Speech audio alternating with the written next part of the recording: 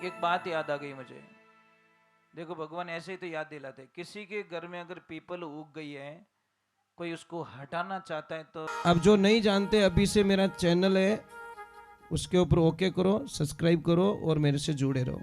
बहुत सारी एक बात हमेशा ध्यान रखे, शेर जैसा जीवन ना जियो, क्योंकि शेर अकेला रहता भी करने कोई जावीज को नहीं, डर लागे ना, समझ में आ रही ना, वो अकेला ही रहता है। इंसान ऐसे बनो कि आपकी गैर हाजिरी में लोगों को अच्छा न लगे।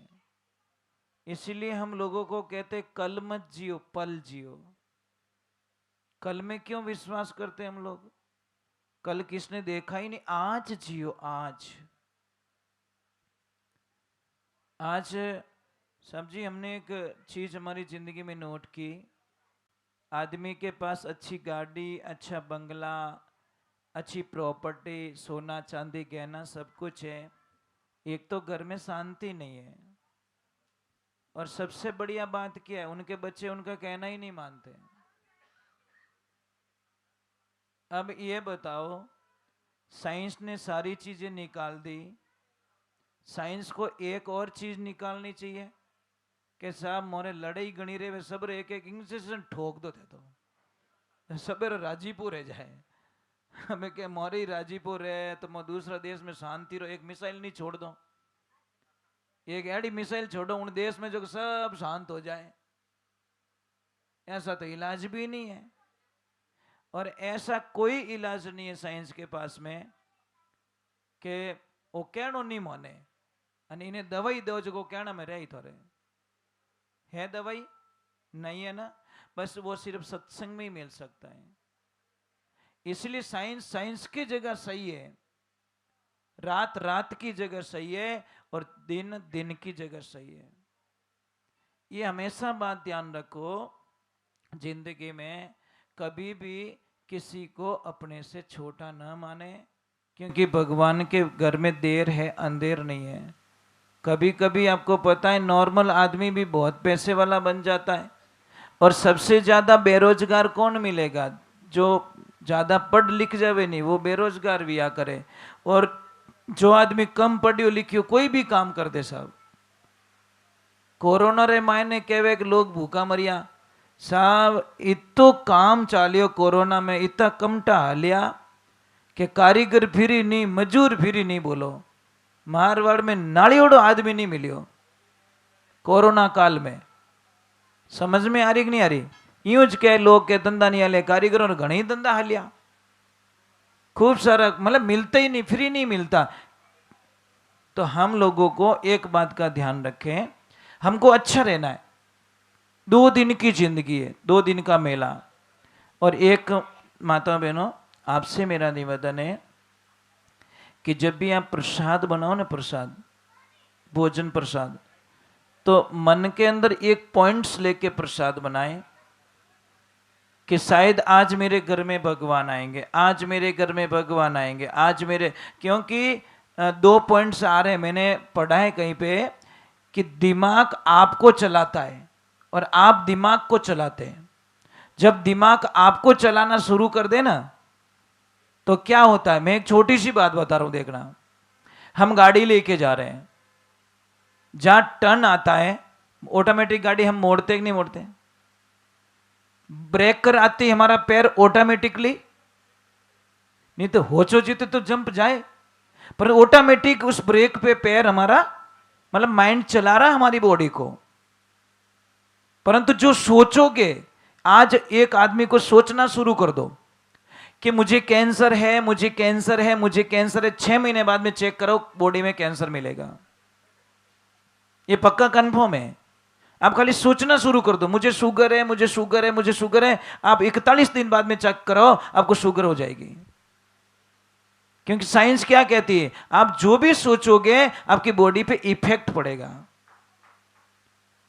अगर किसी को कितनी भी भयंकर शुगर हो और कंट्रोल नहीं हो रही है, आप क्या करो, 1 किलो करेला मंगा दो, थोड़े नीम के पत्ते मंगा दो, और वो परात आती आटो गूंदने की, उसमें काट के डाल दो, और थोड़ा सा पानी डाल के उस मरीज को उसमें खड़ा करो, उसको बोलो पैरों से इसको रौंदो, करते रहो 20 मिनट बाद में उसका मुंह कड़वा हो जाएगा, यहाँ पे खारा एकदम कड़वा कड़वा लगेगा। और शुगर चेक करो 500 से 150 पे आ जाएगी एकदम विद इन 20 मिनट के अंदर, आप कल्पना भी नहीं कर सकते। और जैसे ये इनका हाउस बना हुआ है और आपको बार बार बहुत सारी परेशानी आ रही है, तो एक तो अशोक का पौधा और एक नारियल का पौधा गेट पे लगाना है। लेफ्ट में अशोक का पौधा, राइट में नारियल का पौधा, और एक वृक्ष आती, बेल आती अपराजिता, मैंने आपको बोला था फोन पे, अपराजिता मतलब उसके पराजित कभी नहीं हो सकता वो, तो सारे वास्तुओं को खत्म कर देती वो अपराजिता, जिसका आसमानी हल्के आसमानी कलर के फूल आते हैं, वो लगा दीजिए। जैसे जैसे वो बेल बढ़ेगी वैसे वैसे उनका आगे प्रोग्रेस होता रहेगा। देखिए मानोगे तो होगा, नहीं तो कुछ नहीं होगा। एक आता है स्नेक प्लांट, वो लंबी लंबी पत्तियां थी, वो लगाइए। यहाँ पे कोई विषैले जो कीड़े हो, सांप हो, बिच्छू हो, कोई भी यहाँ पे नजदीक में बिल्कुल नहीं आएंगे, कभी नहीं आएंगे, ये ध्यान रखो। मतलब कुदरत ने हमको बहुत कुछ दिया है, पर कुदरत से मैंने क्या बिछड़ रहे हैं, हम लोग दूर हो रहे हैं, ये ध्यान रखो। साहब जी मुझे 40 वर्ष हो गए सत्संग करते हुए, ये तो ठीक है आज नॉर्मल कार्यक्रम, नहीं तो हमारा 8 घंटे का कार्यक्रम होता है, मतलब 8 क्लॉक रेगुलर ही कार्यक्रम। तो जैसे मैं बैठता हूं तो पैरों को नहीं निकाल सकता, कमर में से टेढ़ा होकर नहीं बैठ सकता, और 40 वर्ष हो गए मैंने कार्यक्रम में कभी पानी नहीं पिया, 1-2 साल नहीं 40 साल हो गए। ये क्या है? एक संकल्प शक्ति है। आप अपने संकल्प शक्ति अगर कमजोर है आपकी, तो मैं एक साधना बता देता हूँ किशोर जी। कई लोग क्या करते यहाँ पे तो बोलते हाँ हाँ रे जी बढ़ जाए बदल जावे, कि यार ये काम मेरे से थोड़ी होगा। अगर आपकी संकल्प शक्ति कमजोर है तो आपका हर काम आपको बोझ लगेगा, अगर संकल्प शक्ति मजबूत है तो हर काम आपको इजी लगेगा। कई माताओं बहनों को देखा मैंने, हंसते हंसते बर्तन भी धो लेती है, खाना भी बना लेती है और प्रसाद भी जिमाए दे। कोई कोई देवियन देखो 1 रोटी लावे 1.5 घंटा ट्राइंग ट्राइंग रसोई में जाने कोई हुईगी कहीं रही हो, मतलब प्रॉब्लम क्या, उसको बोझ लग रहा है, ए आएगा। कोई मेहमान की इतनी भूखी होती है साहब, मेहमान आ रहे हैं उसके एकदम माइंडली एकदम फ्री माइंड हो जाती है, अरे मेहमान आ रहे हैं आज तो आनंद आ गया। कोई कितना जना आवे आदमी बापड़ो पच पहुंच रहा 2.5 बताओ क्या 2.5 क्या करे, फिर डर रहे हैं। कोई कोई तो मेहमान आते हैं, आदमी को फोन करते हैं, वो बाप बेचारा इतना दुखी है, वो कहे के साहब जी मैं तो बारे गियोड़ो घरे ले क्यों नहीं बम बोलिया नहीं। कोई कहीं क्या साहब मैं घर पे नहीं हूं, अपने आपको घर पे जाना है, आपको मिलके जाना है। उनको पता है मेरी लक्ष्मी बहुत अच्छी है, मेहमानों की कदर करती है, इसलिए मुझे कोई प्रॉब्लम नहीं है। ये ध्यान रखना देवियों, आपके घर में तो पूजा है, आप अपने पतिदेव को प्रणाम करते हो, बस ये लफड़ा है। मंदिर में जाके माथा टेकते हो, ओरिजिनल देवता बापड़ो रोज बंडल लाइन दे, इन्हें की नहीं दे वो। समस्या यही तो ना, मैं इसीलिए कंफ्यूज है। जो आदमी 80% उसका जीवन फैमिली के लिए खत्म करता है साहब, कितना 80% उसकी जिंदगी खत्म कर देता है वो, परिवार के लिए, बच्चों के लिए, बहन के लिए, पापा के लिए, काका के लिए, मामा के लिए, फैमिली के लिए अपना जीवन बर्बाद कर देता है। और लास्ट में कहीं कहवे क्या कहीं करियो थे वो के डांस करियो चौराहे मत ले, ट्रैफिक में तपियो, बरसात में भीगो, हियाला में ही मरियो, 12 बजे री जगह 4 बजे रोटी खाई वही करियो, मारो दूजू की नहीं रियो। देवियों इतना मेहनत करता आदमी, फिर भी अगर आप लोग कदर नहीं करोगे तो ये आदमी कहां जाएगा। लाइफ में कुछ मत करो, कोई खुश नहीं है। आपका पति आपसे खुश है, दुनिया की सारी संपत्ति आपके पास में है, आप पति देवरु ध्यान रखो। और एक दूसरे नंबर आपकी बहुत गलतियां हैं, बार बार कॉल मत किया करो। सच में मार फोन क्यों नहीं उठायो, अरे मारी मां ट्रैफिक में भाऊ भाऊ करे मैं कि तेरा फोन उठाऊं कि बेटे गाड़ी चलाऊं। 1 घंटा लेट हो जाए तो भी प्रॉब्लम। अब आदमी सामाजिक प्राणी होता किशोर जी, हाल तो ही कट जानो पड़ी। उसको जाना पड़ेगा, 5 मिनट बैठना पड़ेगा, मीन को बीच में हेलो पाड़ियो तो विने 2 घंटा रुकना ही पड़े। और कोई इमरजेंसी काम पड़ गो एक विश्वास हो हेलो पाड़े फलान जी वो काम पड़ गो तो आ जाओ, तो उसको जाना पड़ेगा। देवियों, पत्नी 2 प्रकार की होती, एक पत्नी और एक धर्म पत्नी। पत्नी क्या करती है? शनिवार के दिन पति को लिस्ट देती है, पतिदेव कल मेरे को ये लाना है, उस मार्केट में जाना है, उस फिल्म की टिकट बुकिंग कराओ और पानी पूरी दाब के खाऊंगी मैं। ये पत्नी की लिस्ट है। और धर्म पत्नी की लिस्ट देखना, धर्म पत्नी क्या कहती है? पतिदेव कल अमावस्या है, गौशाला चलेंगे, कथा चल रही है, बच्चों को लेके कथा में चलना है। ये धर्म पत्नी धर्म के रास्ते ले जाती है, और पत्नी फिल्मों में ले जाए, फर्क ही तो ही है, जो कोई फर्क नहीं है। और एक और कड़वा सत्य बता ही देता हूं, पेड़ो पड़ो काम बन जावे। आप इतने लोग बैठो, आपके पास में न्यू ब्रांड ड्रेस कितनी पड़ी है? पेटी पैक बता तो दो, भोला आदमी हो को नहीं, सच बोलना। पेटियां भरी है, जिन दिन ऊंदरा रो दिमाग खराब रही हो नहीं,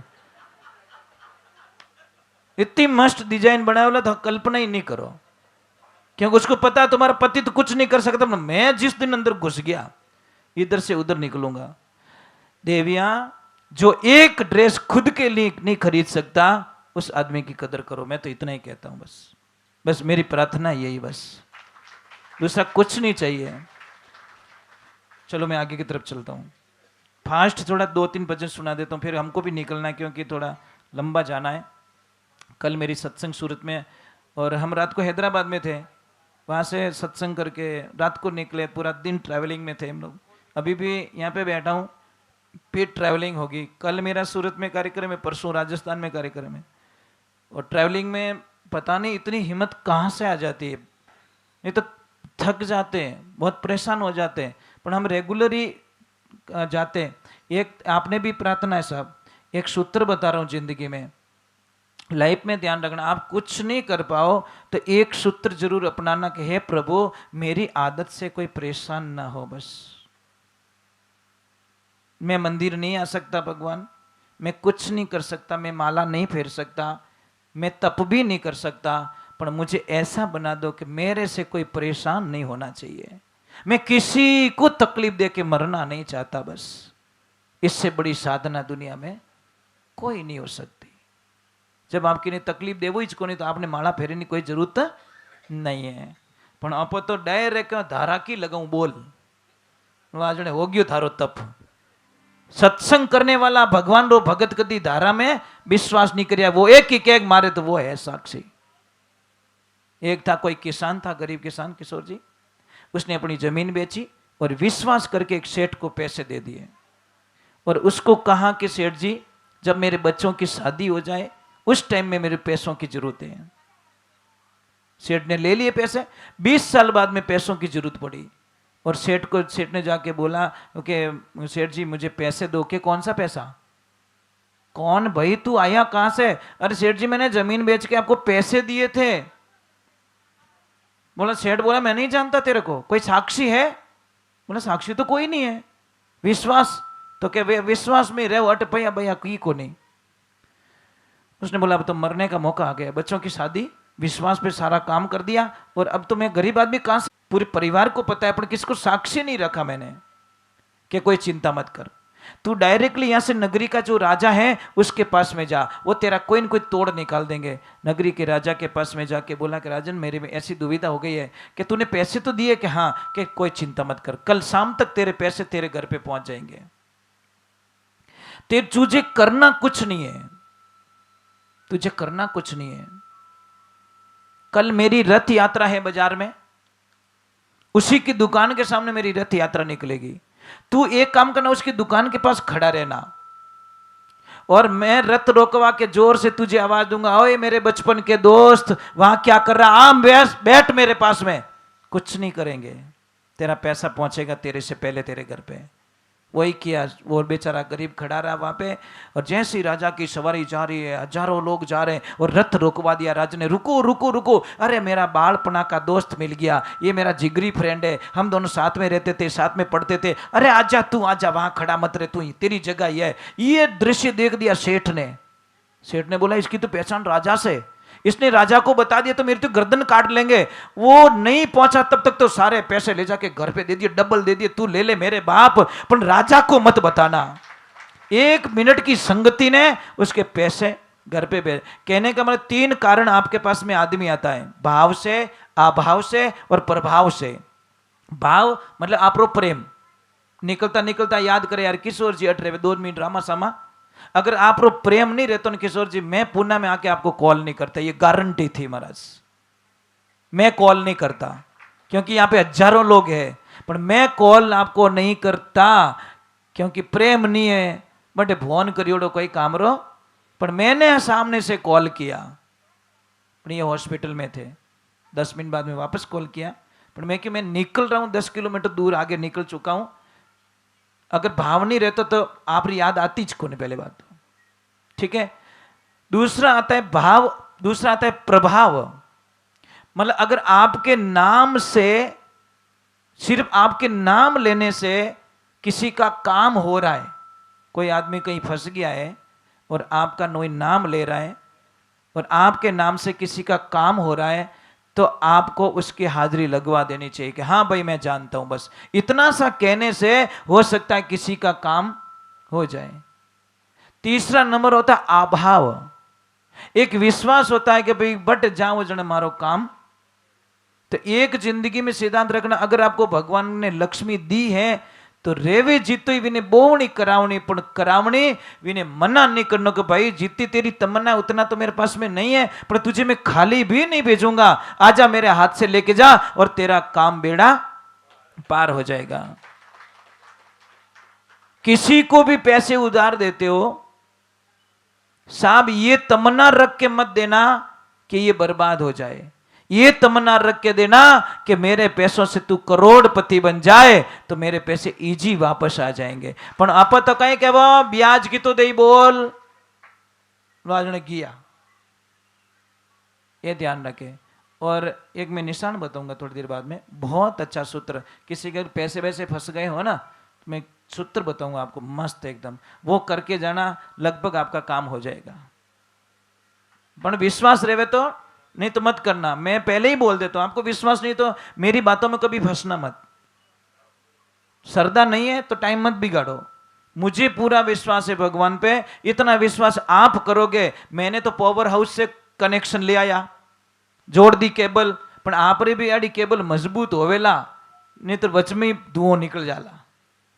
सिस्टम तो भाई बराबर करो, वोल्टेज जितना चाहिए उतना वोल्टेज की केबल भी होनी चाहिए। अब वोल्टेज चाहिए आगे 3000 वोल्ट और 1 mm का वायर लगा के आप लाइट ले जाना चाहते हो, वो कभी मिलने वाली नहीं है। वो मजबूती चाहिए, विश्वास, अर्डिंग विश्वास होना चाहिए। चलो हम भगवान के चरणों में चलते हैं। बोलिए कृष्ण कन्हैया लाल की, बोले मोर मुकुट बंसी वाले की, बोले श्याम बाबा की।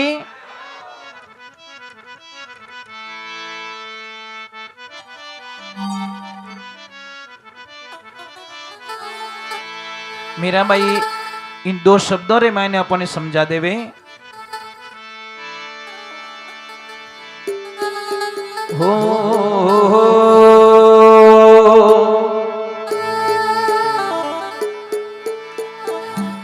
पीपल पूजन में गई। एक बात याद आ गई मुझे, देखो भगवान ऐसे ही तो याद दिलाते, किसी के घर में अगर पीपल उग गई है, कोई उसको हटाना चाहता है तो हम लोगों को बहुत बड़ा डर लगता है कि पीपल को कैसे निकाले, पीपल को नहीं काट सकते। तो एक विधान दिया गया है कि रविवार के दिन पीपल के वृक्ष में ठीक 12 बजे एक नींबू और एक मिर्ची रखें और 4 बजे उसको उखाड़ सकते हो। अगर जड़ समेत निकल गई तो उसको दूसरी जगह ट्रांसफर कर दो, दूसरी जगह लगा सकते हो। अगर नहीं निकली तो बहते हुए पानी में आप बहा सकते हो, कोई खतरा नहीं, कोई चिंता की बात नहीं है।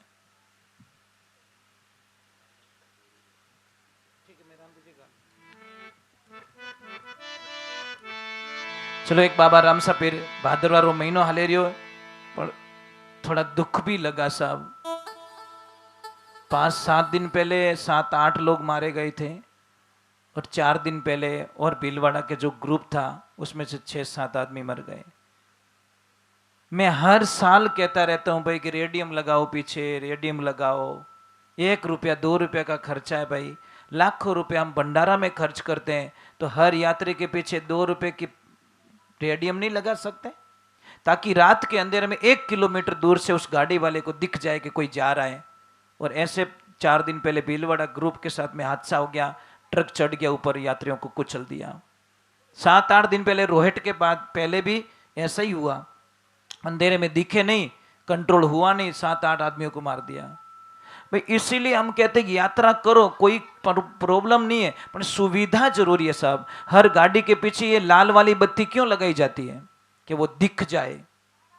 कंपनी ऐसे ही नहीं है, नियम ऐसे ही नहीं है, पर लाल बत्ती लगाने का एक ही कारण है कि वो दिख जाए, और दिख जाए तो कोई बच जाए।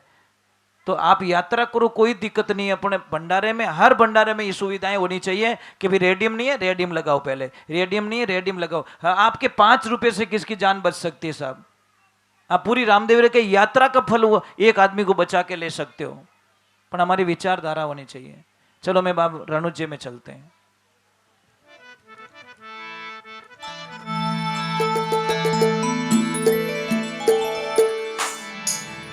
बोली राम सापीर की